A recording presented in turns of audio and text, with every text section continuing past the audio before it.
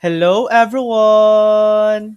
In this video, I'll show you how to change your tip on Instacart.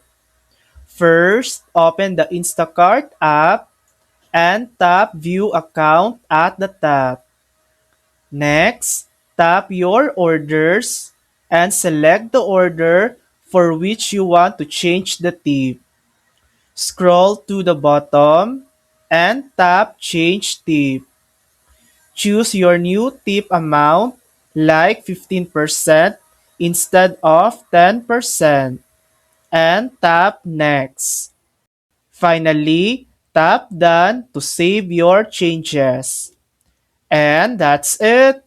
Your tip is now updated. And that's how to change your tip on Instacart. Thanks for watching! If this video helped you, please like and subscribe for more helpful tutorials.